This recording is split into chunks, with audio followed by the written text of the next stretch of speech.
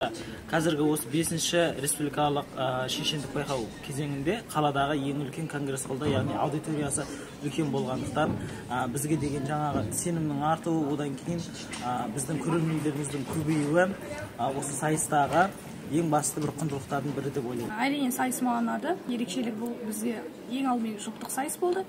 Жұптық сайыс болғанның ерекшелігі жұбың саған көмектесіп, білмеген жерлеріңді толықтырып, екеуің бірге бір жеңісті ала аласыз екенсіңдер. Осы жері өте қатты ұнады. Ұнады. Ерекшелігі жұп болып топтасып сайысқанда болды деп ойлаймын. Ерекшелік сол, және қазылардың бізге берген сынында деп ойлаймын. Келген тақырыптардың жаңашылдығы, нақыл сөздермен берілген, сұрақ түрінде берілген тақырыптардың бір-біріне үндесіп, соған жауап бергендегі ерекшеліктер маған ұнады.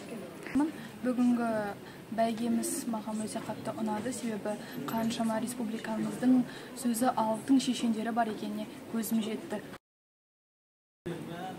Бүгінгі сайыстан жаңа төрешілер сын пікірлерін тыңдай отыра өзіме өте құнды бір сабақ алдым. Ол жаңағы әр қандай сөз айтылса да сол сөзге тоқталып, оның мағынасын терең ұғынып, және әр сөз айтқан кезде оны ойланып айту керек екенін.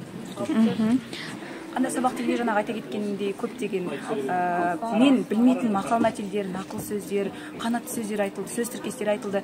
Жаңағы біздің төрешілеріміз де біздің қатемізді жөндеп отырды. Сол маған сабақ болды деп айта аламын. Шешендік өнерде бір сөйлеудің өзі бір үлкен өнердің бірі екенін түсіндім енді.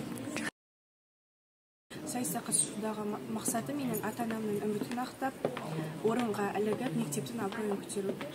Мен бұл жарысқа бірінші қатысып тұрғандықтан өзіме және тәжірибе жинау болды. Мақсат сол баяғы өзімнің елордамыз, біздің елордамыз, Астананың атын шығару, және де осы шешендік өнерге келіп, шешендерше көсіліп сөйлеп, өзімнің сөздік қорымды дамыту.